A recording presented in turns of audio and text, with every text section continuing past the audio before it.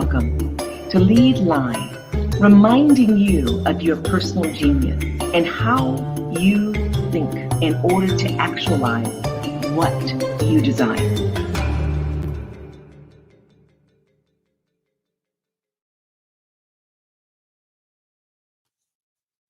Well, it's an honor to be with you again. Thank you for joining us. And so that you know, this is a pre-recorded session. So we typically have an interactive part with the audience, the viewing audience. This time, we definitely want to receive your questions, but we're pre-recorded this a week in advance because this remarkable professional that we have on as guest, we wanted to make certain you had him at the beginning of the month of May. And why the month of May? We celebrate, ideally, everyone throughout the year, whether it's in birthdays or particular holidays, time with family, time with friends. But let me just say something. There are contributions that we all make to this planet and that are due for particular celebrations. And the month of May, we have, at least in the United States of America, we have identified it as a critical month to highlight the accomplishments of Asian Americans, Pacific Islanders, and we cannot just do that in 1 month. There's too many accomplishments. But what we're doing here at Lead Live is making certain that we spotlight key leaders in our community who are among the Asian and Pacific Islander community. And so today, I think we have a quite remarkable individual, thanks to a very dear friend, and I like to call her an extended family member, her and her husband and 2 children, Tomoko. We have Bill Imada. This gentleman has been a leader, and thus the title, Leadership via Advertising, Marketing, and Communications. And he's been in this particular area, this industry, if you will, broad industry, that has impacted so much of our lives on a continuous daily basis that it's so ubiquitous, we typically take it for granted. We don't even know we're affected by advertising, by marketing, by communication. And so much of the expertise in this area is developed out of many years of research at some of the top institutions throughout the country and beyond. And so as we delve into this area of leadership, I really want you to have a sense of Bill's background. This is the tip of the iceberg, and thanks to him, I have this brief bio. But let's be very clear, who he is much more than this bio, as I've learned through my friend Tomoko. Bill Mata is a chairman and chief connectivity officer of the IW Group, a fully integrated marketing communications agency specializing in multicultural markets. And for more than 3 decades, this gentleman and his team, they've served some of the top global firms and governmental agencies, including the CDC, that's Center for Disease Control, House of Suntory, Lexus, McDonald's, NBC Universal, Nielsen, Netflix, Northwestern Mutual, PayPal, Zoom, or XOOM, excuse me, Walmart, Walt Disney, Warner Brothers, Wells Fargo, and clearly many others. He has expertise, as we've indicated, in marketing, in public relations, as well advertising, transcultural communications, as well as crisis management. And what we experienced last year spoke volumes to why we need a crisis management expertise, especially individuals who can look at the macro picture, the big picture, and understand its effect at the micro level, the level of the individuals and the operations of businesses. This gentleman is also co-founding member of several national and regional organizations. Bill is part of what we know was formerly Asian and Pacific Islander American Scholarship Fund, which is now APIA Scholars. He is integral to the National Asian Pacific Islander American Chamber of Commerce, ACE Next Gen, and the National Millennial and Gen X community, an organization that promotes civil discourse and civil engagement. Currently, he serves, and I'm sure he served on many other boards. He serves on the board for Advertising Educational Foundation, Center for Asian American Media, Coalition for Asian Pacifics and Entertainment, La Grant Foundation, National ACE, and the PBS Foundation. Now, I could go on because I read much more about him even before he provided me with this bio.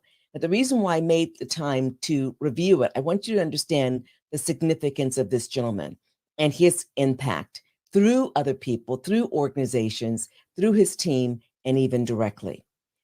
So with that, I'd like to ask Jet to bring Bill Imada on into the studio.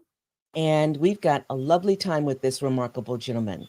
How are you doing, sir? I'm doing really well. Thank you so much, Dr. Webb, for having me on this program. You just gave me a free commercial, so thank you. It's an honor, and I do more and look forward to doing more. Before we just delve right into a couple of questions that allow for the viewing audience to get more insight into your expertise, but more powerfully, what you've learned, can you share something with all of us that we would otherwise not know because we couldn't find it online that really is uniquely you? Well, I was born in the Far East, and that's the far eastern part of Oregon, right on the Oregon-Idaho border. My parents were potato farmers, but they also grew alfalfa and sugar beets. And I moved to Los Angeles when I was a very, very young boy. So a lot of people don't know that, but I also have relatives in really interesting places like Brazil. And so there's some members of my family that actually moved to the country of Brazil, and that has the largest Japanese population outside of Japan. Oh, wow. Wow. I didn't know that. That's a good note. A bit of information. Interesting. So have you visited Brazil? Yes, I visited Brazil at least 3 times. Beautiful. And loved the country. And I got a chance to see the diaspora of Asians that live in that country. And it's quite sizable. So I was pretty impressed to see how Brazil is one of those countries that attracted immigrants many, many years ago. So my family visits there, and I had a chance to see it firsthand. Beautiful. Well, I want to say, as one individual who benefits from you indirectly and directly through people like Tomoko I love, I want to say that I appreciate that you've chosen to lead, and thus the following questions. I want to first ask you, if you were to say that you had one particular or 2 or 3 particular learnings that are actually very powerful to you over the years that you've contributed in this particular broad and yet impactful industry of advertising, marketing, communications, what would that one thing be, or those 2 or 3 things be that others, leaders in particular, can benefit from? The first 3 that I would like to suggest is go against conventional wisdom. And I learned that very early on, but it was reinforced by one of my clients, the founder of Walmart, Sam Walton, once said, go upstream, go against conventional wisdom. That was one. Number 2 is there are multiple ways to get from point A to point B.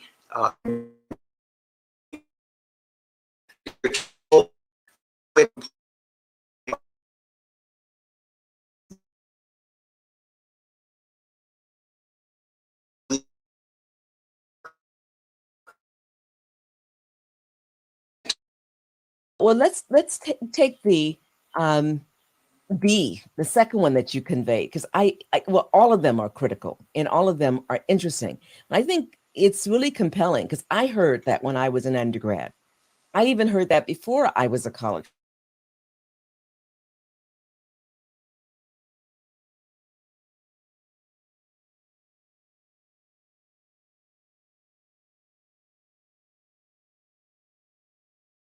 Multiple ways to get from point A to B rather than that straight line. Help us understand that. So Dr. Webb, I'm in advertising, and one of the things that we learn early on is know your audience. And so when I started the company many years ago, I used to be that way. The best way to get to point A, from point A to point B, is that straight line. So if I'm selling my company to marketers, big corporations, or foundations, governmental agencies, the best way for me to reach those folks is to go directly to the chief marketing officer. So to me, that made sense. And I would go to that chief marketing officer and I would give my elevator speech and hope that that person would agree to hire me. And I would do that over and over and over again. And I realized a little bit later on that sometimes the best path to point B may be an indirect route. And let me just give you an example. One of my clients who I've had for many, many years, I was told to go to the chief marketing officer. I visited the chief marketing officer and I would say things like, you got to target Asian Americans. We're the fastest growing community in the country. We are loyal consumers. We have great disposable income. We graduate 50% of our adult population from universities. It's a remarkable consumer for you to target. And the chief marketing officer would look at me with a raised eyebrow and say, yeah, Mr. Imada, that's really interesting, but no, we're not interested. The next year, same person. Well, you got to target Asian Americans. We're the fastest growing population. We represent 6 to 7% of the population. Well, that's really nice, Mr. Imada. Thank you so much. Do you know where the door is? And I went through this process 7 years in a row with the same message, going from point A to point B, the straight line, right to the person that I believed could make the decision quickly. And I realized early on that you really do need to know your audience. So I changed that conversation slightly. So the 8th time I went to visit, same person, I said, do you do any marketing in Europe? And the chief marketing officer looked at me and said, Mr. Imada, don't you focus on Asian Americans in multicultural markets? Why are we talking about Europe? And I said, just answer the question. You doing anything in Europe? And he said, of course. Europe is a major market for us. I said, pick any country. And he said, Belgium. What is your point?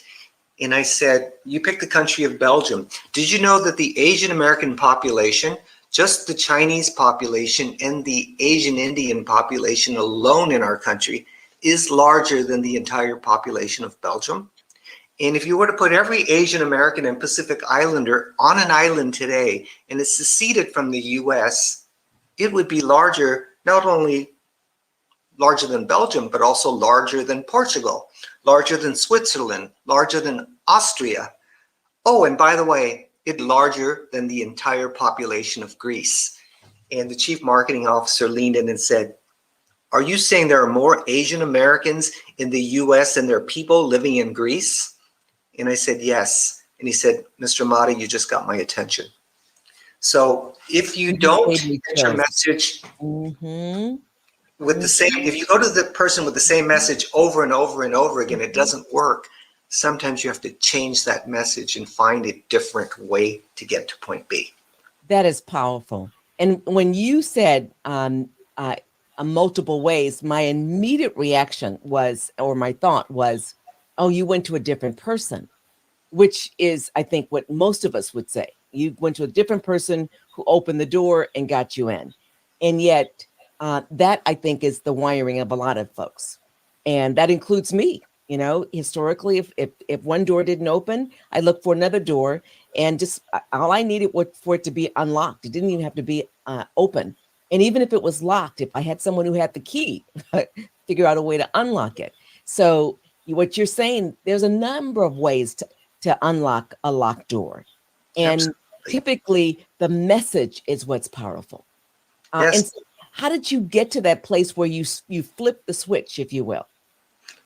It took a long time of trial and error, but I also learned, and it gets to point number 3 that I mentioned, that diversity really does work, is that you learn from the trials and errors of others. You also learn from the trials and errors of yourself and your team. And so I actually started studying all the different people that were involved in different industries, and I started to use their quotes as examples. So I have to say the first quote that came up was this Italian American woman that wanted to start a retail empire in Pittsburgh, but was blocked by the hierarchy of retail, which were mostly men. And she came up with a quote that sticks with me today: make a customer, not a sale. Ah, wow. Make a customer, not a sale. And I will tell you that going back to point A to point B, it might be another door. And a lot of times, small businesses, if they're in advertising, marketing, or communications, or are trying to master that, they often go to the same door and they knock on that door and that door closes. They knock on the door again and that door remains shut. But they don't realize with one door closed, there could be 10 others, like you just said, Dr. Webb.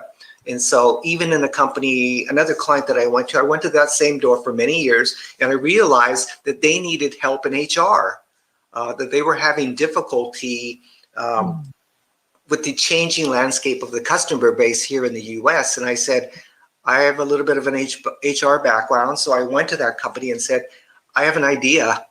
I'm in advertising and marketing and PR, but I also know a little bit about HR. I'd love to do a training program to help you understand your customer better and to improve their customer experience. And that company said, come up with a proposal. And that's how I got into that company. So it wasn't always advertising, marketing, in public relations. It's sometimes an area that you may have a point of view that you can get that company to agree to do something with you.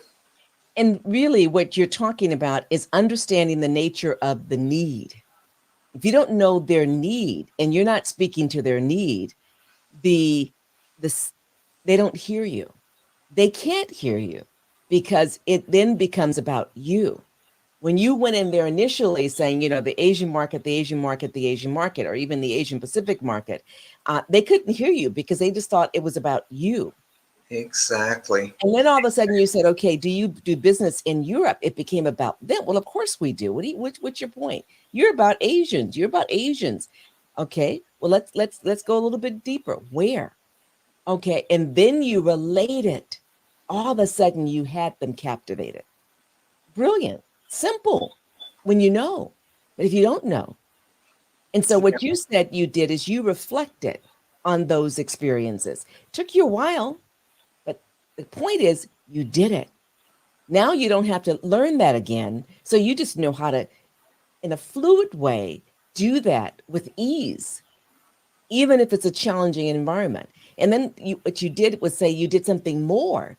You recognized there was a need, and it wasn't directly advertising, although it embedded advertising, right?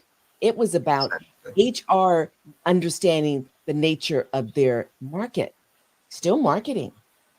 And you had some HR background expertise that you could bring to the table. So they didn't see you as an advertising exec. They saw you as, a colleague, and they could be open. Brilliant. So let's stay with diversity really works.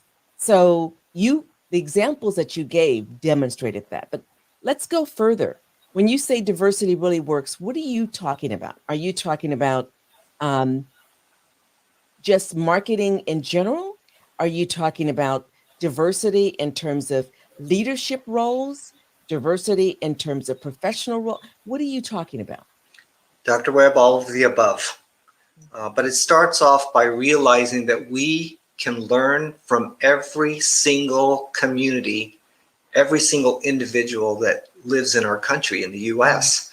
And I didn't realize that until a little later on in life. I would read the books and I would say, okay, it's great. I know something about Black history. I know something about Hispanics in America. I know something about Armenians and Irish Americans. And then I realized that I needed to dig a little deeper. And so I read some stories about Booker T. Washington from the Tuskegee Institute.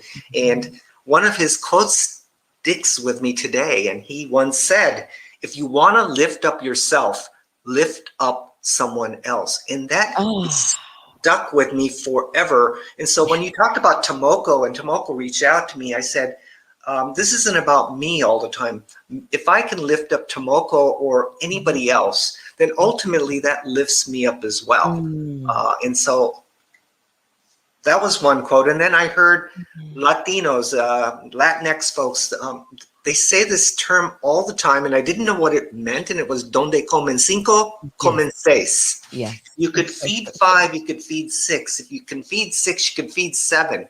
And I interpret that a little bit differently, that every idea that comes to your table or comes in front of you is worth listening to, even if it sounds crazy. So we should always be open at our table or in our offices or in our discussions for an idea, even if it's contrary to what we believe, what we value, or what we understand. And so that diversity of thinking comes from a wide array of people who have views about their own cultures, their own lives, their own styles of communicating. And I started to see the value that diversity of thought, diversity of ethnicity and race, of experience really brings to my profession. Humbling. Wow. But I also wanted to mention that it's critically important from a diversity point of view that, and you've heard this probably multiple times on your program, that we need to see people that look like us in the senior most ranks of organizations. Yes. And a lot of people don't understand how important that is, because I'm a person that works on the inside and the outside. I push my clients to do things that might be a little uncomfortable, but I also encourage people from the outside to push, because things happen only if you have people on the outside, consumers, community leaders, civic leaders, business organizations, civil rights organizations pushing from the outside. But you also have to have allies, accomplices inside corporations in decision-making roles to push from the inside as well. And that's how change happens. And so diversity at that level in the senior most ranks is critically important for all of us.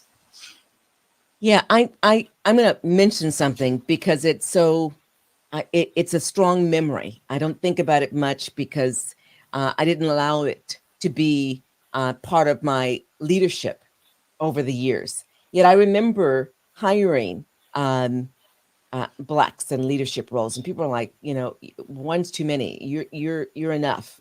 Don't hire. And this is from Black folks. This is from white folks. This is from Latinos. This is from others. Basically saying there's only one is enough in their own way, directly and indirectly. And yet it was powerful.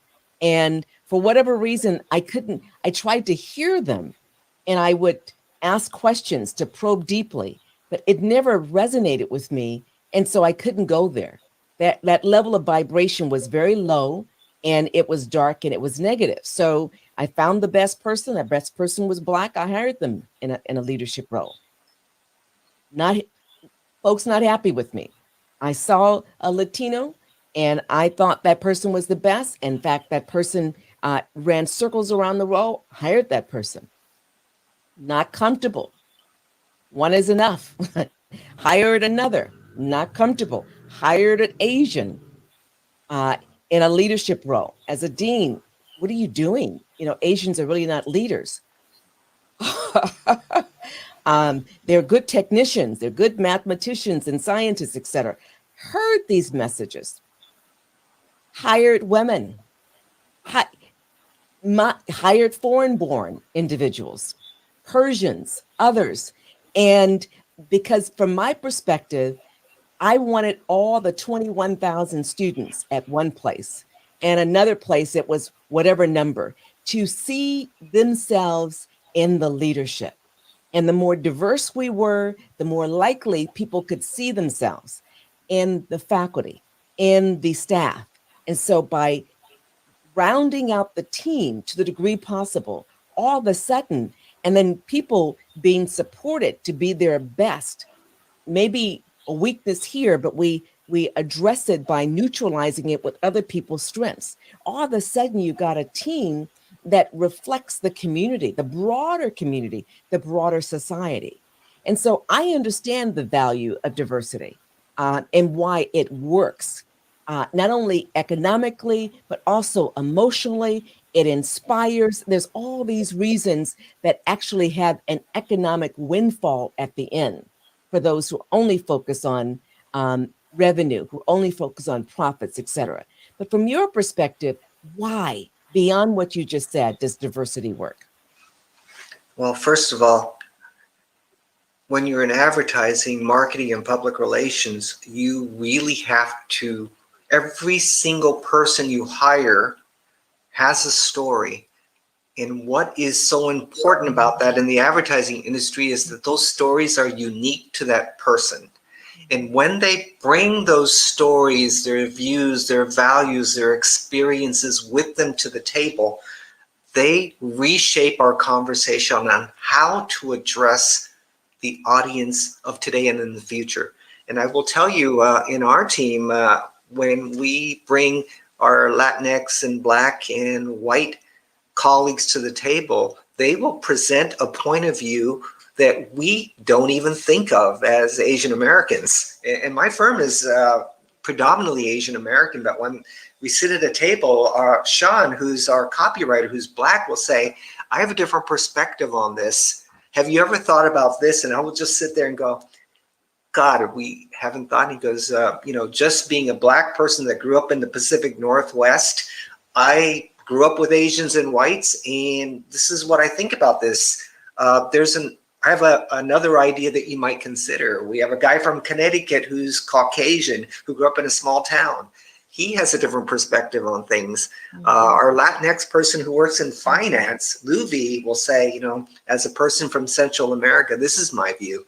And those views really reshape the way we communicate with our publics. And without that critical thinking, I think we would have groupthink, and that's dangerous because then you have this level of complacency that never elevates the clients you're working for or the people that work internally. And so the value they bring is completely valuable to us, and I'm just always curious to learn even more. Whenever I'm there. And so the conversations are richer when people say, I don't agree or I disagree, but I have another idea.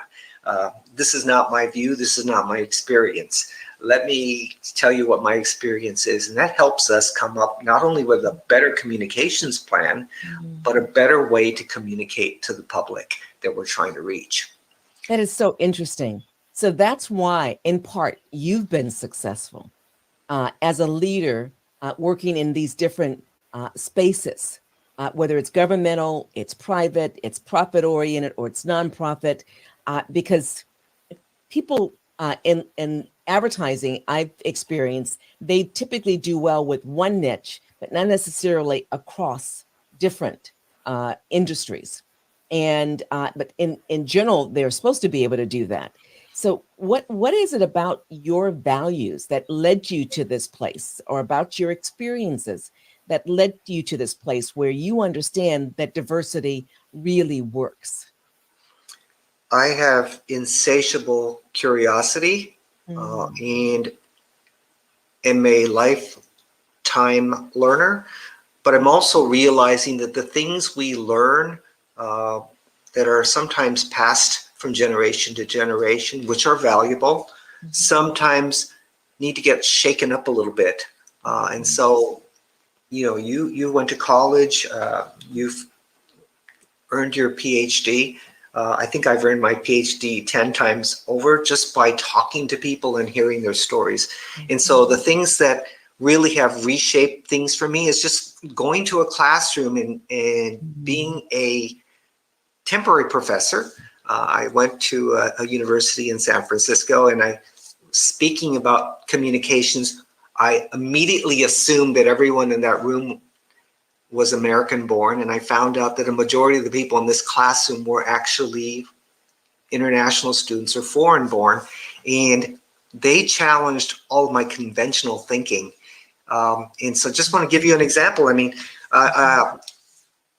they were talking about idioms, and we use idioms all the time in our everyday parlance. And one of them said, Mr. Imada, why do American people say you should think outside of the box? So I went through the entire explanation. Well, or once you get stuck in your classroom or in your office or in your organization, you kind of develop this kind of group think, and you have a culture that you all try to adapt to.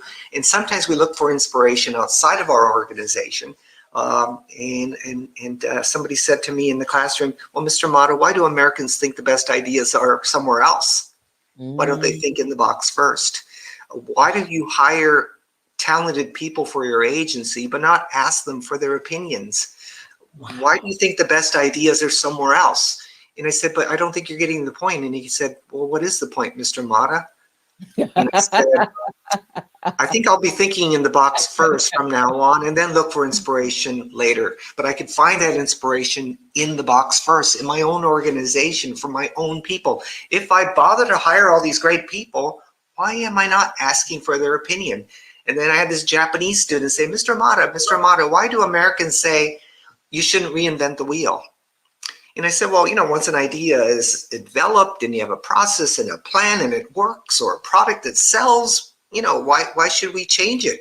We already know it works. We already know the process works. He said, well, Mr. Mata, if Americans can come up with a better wheel, why should they stop? I love it. And I said, I don't know if you're getting the point. Because Mr. Mata, you're saying you shouldn't reinvent wheels, but Americans have been reinventing wheels for generations. If they can come up with a better wheel, why wouldn't they? Why should we stop them? And now I say, keep reinventing the wheel. I Keep love reinventing it. the wheel. So things like that just tells me that, what we learn sometimes, we need to sometimes shake it up and allow people to provide those experiences and their views. And listening becomes even more important, because I think you're an amazing listener, and turning those things on their head. So just another example, we tell people, come up with your elevator speech. And I tell that to everyone, when you're pitching your products or service, have your elevator speech ready. And then somebody said, Mr. Mata, what do you do when you get to your floor? And I took that to heart, and I said, wow. Yeah, you could just say, hey, you got to hire our company. You got to use our people. You got to come up with use our plan. And then somebody's going to say, Bill, what are you passionate about? And then you're going back to your elevator speech. Now I just ask people, tell me about your day. How are you feeling? How are you enjoying the conference? And allow other people to talk. And they're giving you all the message points that you need to find an intersection into their conversation. Wow. I love those. Those are gems. And I'm sure you have many more. Yeah, that's powerful. So the essence of what got you to this place is listening, is probing, is exploring. And I don't think we can emphasize enough the fact that, from my humble perspective, the beauty of our lives is that we get to grow. We get to receive, we get to listen, we get to experiment, we get to grow. We get to grow. And that's the power. When I think about some of the challenges we've experienced during my short lifetime of 62 years, I think about how so many of us have chosen to just stop for whatever reason. Certainty, we don't want discomfort. We know what we know, and we don't want to go into a space of not knowing. And yet the brilliance of life is going into these spaces that we don't understand, we don't know, and with a fierce understanding that we've got this big vision that we don't even know how to accomplish. That's the excitement of life. What say you? I agree. I want people not to give up. Sometimes they're excited about something, they lean in, they find something painful, and they pull back. And I want people to realize that being a little uncomfortable isn't a bad thing. Being a little uncomfortable is a good thing, because it shakes you up a little bit and gets you to realize that not everything in life is perfect. And the same goes with conversations and listening. I mean, it's hard to be a listener, but listening actually allows you to understand, or at least help you understand, the experiences and views and stories of others. So I've been telling everyone that we all have a story, and storytelling is very important in advertising, marketing, and communications. But now we need to move to story living and then story doing. And story living means that we share more of ourselves with others, and we allow others to share their stories with us. And we try to eliminate this PC behavior. And I feel a little worried about this, Dr. Webb, because I think we've become a little bit too PC in our country. And for those who don't know what PC is, it's kind of like those idioms. It's political correctness. Yes, I'm using an idiom after I told everybody, be careful of those. But political correctness, I think, has actually stopped us from having real conversations. I'm not saying we should say and use hurtful words, but I'm saying that we should give people some grace. If they say something that might feel like a microaggression, and just say, you know what, I have a different view on that, or let me explain to you why this doesn't work for me, or let me explain to you why this comment is hurtful to me. And we're not allowing ourselves that grace. But I'm a little worried about our country right now, because I think we don't take risks. We don't allow ourselves to be uncomfortable. We avoid being uncomfortable because of the ramifications that might come from that. And I want to try to encourage people to let go a little bit and say, you know, if people's experiences are their experiences, they own those, they're unique to them. And if their experiences don't intersect with ours, pull them in and let them experience what we experience each and every day. And once we do that, I think we're going to have a much better society, a much better place to live, a much better place to work and grow, if we give people that grace. Absolutely. There's something that comes to mind. I'm going to say it, but then I'm going to go back to your first learning from which leaders can benefit. Go against conventional wisdom, go upstream. I want you to discuss that briefly, and then we'll get to the second question if we have time.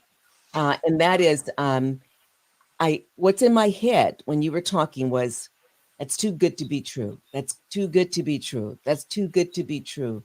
Therefore, I'm not going there. That's another way of saying, I don't have any experience with that.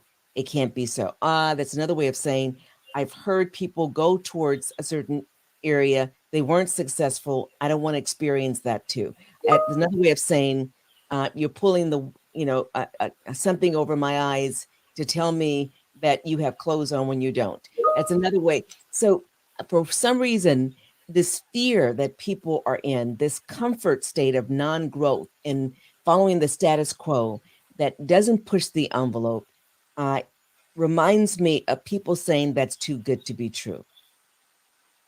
I don't know if that resonates with you at all, but it's in my ear. And I just want people to realize the vista is theirs. They can create what they imagine. And in fact, they're doing it every single day now. They imagine their current state. Guess what? They're reinforcing it. They're recreating every single day. It's like there was a movie where this guy was experiencing the same thing over and over again, and it was contrived, only to open a door and realize this was all contrived. Well, yeah, we're contriving it. Thoughts? Yeah, so that's a lot to unpack in a very short amount of time. I know. But yes, going back to what Sam Walton from Walmart said, going against conventional wisdom and swimming upstream. Sometimes we have to look at the challenges that we have in life and realize that those challenges make us who we are. That builds our character. That reinforces our resolve to be successful. And that's something that I learned really early on, is that we can use the things that keep us down as an excuse, such as we have to level the playing field. I will tell you the playing field, at least in my lifetime, will never be level. But that should not keep us from trying to find something that's going to help us succeed. So I learned this from a young South Asian person who said, hey, Mr. Imada, why do Americans say that? We just improvise. Our playing fields are not level in Pakistan when we play football, which is soccer. So we improvise. And I realized that, like you said, we're always reinventing. We're always pushing the envelope. We're always challenging things. And yeah, things may seem like, what we're talking about now, easy and simple. But sometimes the things that are not easy and simple are what's the most rewarding. And one of the things I definitely want to encourage people to do is to not give up. Because I think people nowadays, because of the country being so divided, that we give up. And I don't want people to give up. And that goes back to diversity as well. People will tell me, I can't find Black people.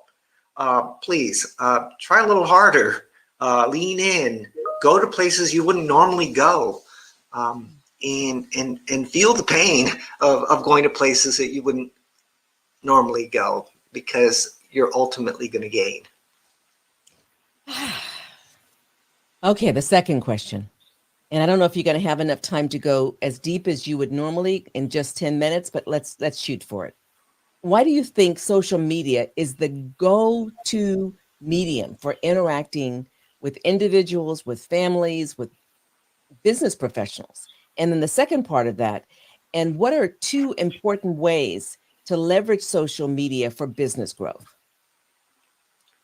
Well, COVID-19, the coronavirus, and the spread of the pandemic has really changed the way we communicate, clearly through social media. And social media has become even more important today.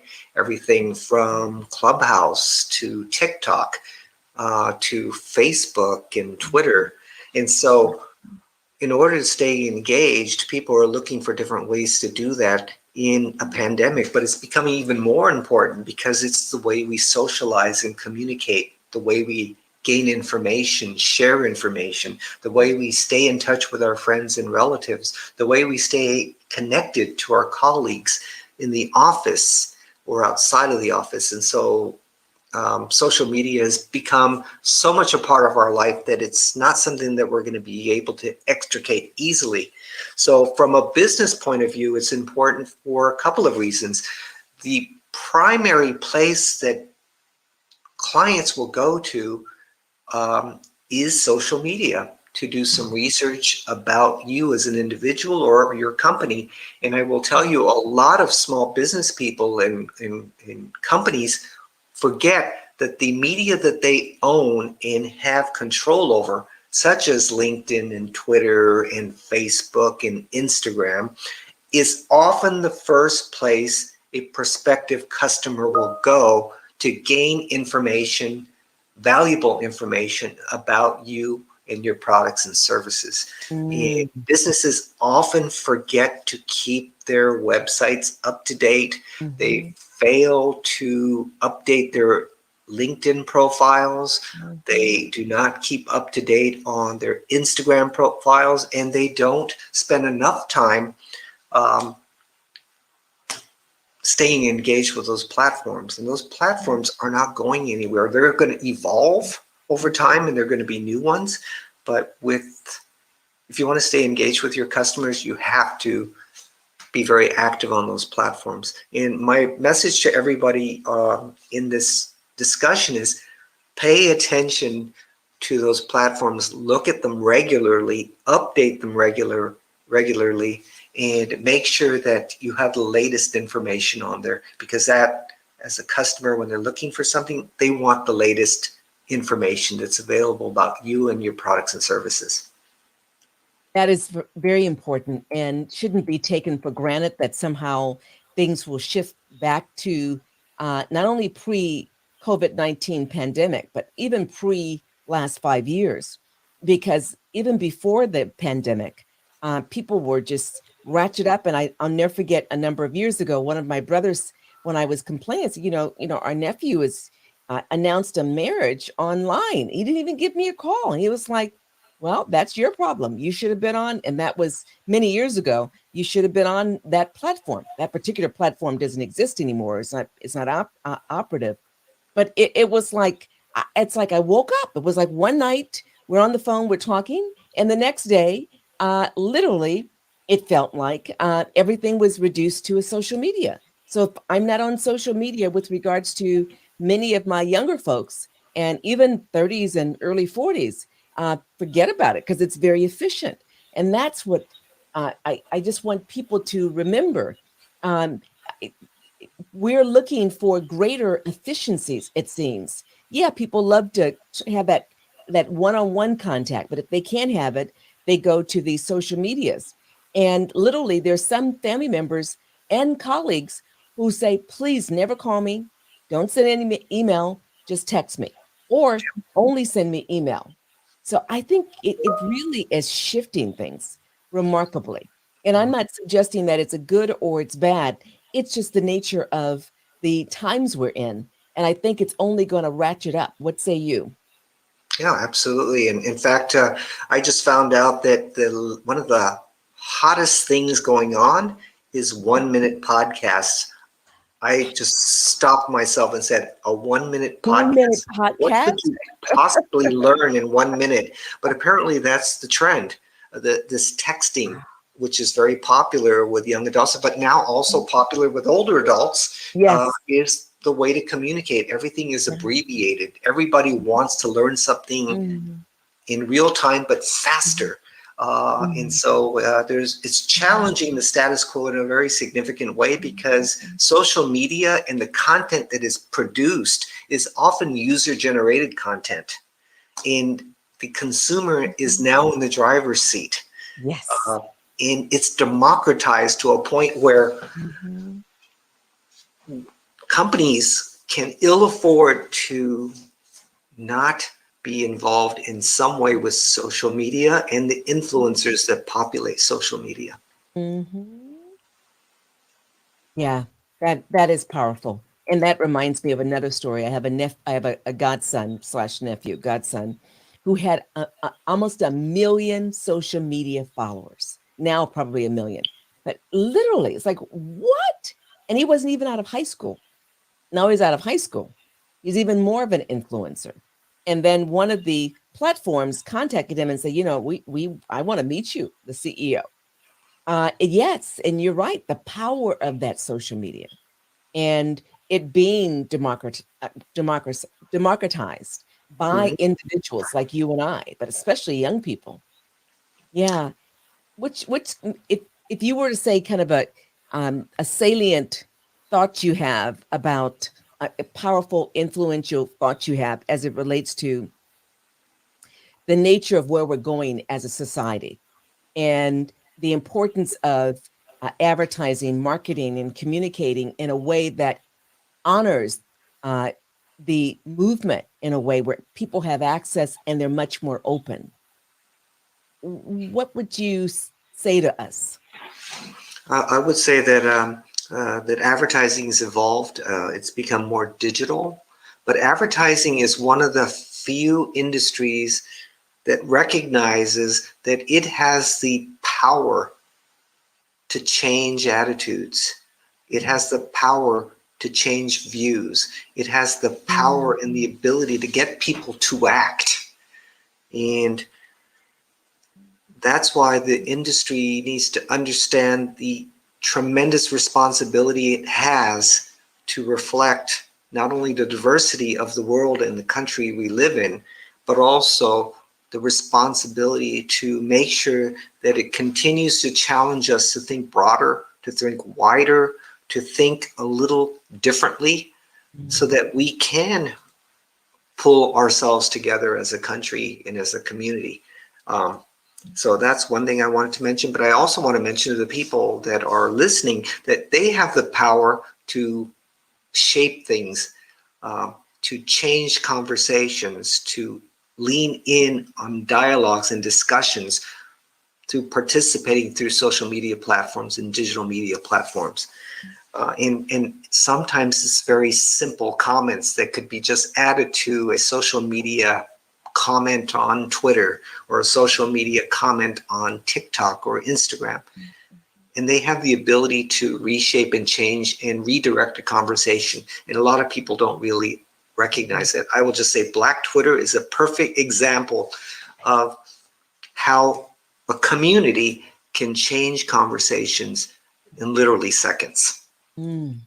And it's just one or two people weighing in on a conversation that sets it on fire.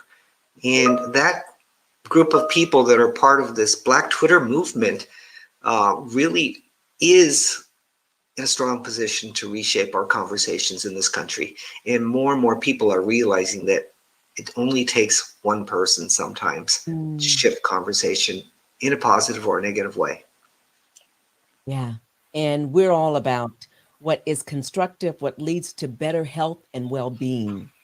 And so when we say we focus on the wealth equation, we're focusing first on faith, people having a strong set of values that add value to the collective. We're talking about family, honoring everyone in the family and even the broader family society itself, and understanding the importance of health, the physical health, fitness, and at the core, understanding whatever the means of exchange is. In this part of the world, it's principally money and how to leverage one's finances to grow, to secure, and to leave a legacy. And then last but not least, integral to wealth, a creation and sustaining wealth, and that is fun. Getting out of our way of just focusing intensely to work, and never to appreciate our lives. And focus to make money and never appreciate the family. It's the combination of all of those. Oh, I totally agree with you. But I do want people to understand that power is only going to be powerful if it's shared. And those that have the power, they'll be even more powerful if they share it with others. And the same with information. Information is only powerful if we share it. Now, I'm not saying we should share proprietary information, but if we have information that could be valuable to somebody else and we know it, then we're doing a disservice to society and we're doing a disservice to our country. With that powerful ending statement, power is only powerful if it's shared, and particular power really is, I add, transformative in a healthy and rewarding way for society at large. Bill, Imada, it's been an absolute pleasure to have you here. Well, thank you, Dr. Webb. It was a pleasure being with you. It's an honor. Mr. Imada, I wish you all the best as you continue to make a profound difference, not only across this country, because of the nature of what you do, it influences the rest of the world. So I look forward to reconnecting with you and perhaps having you on again in the future. Thank you so much. It's a pleasure. Thank you. And to the audience viewing, please listen to this, listen again, leverage the kernels, the gems that were shared. We expect you to be your best, your healthy best, and to leverage whatever serves the greatest good towards your vision, your broader vision of your life. Thank you for choosing to make a difference at your level and to be your best, your personal best. Wado.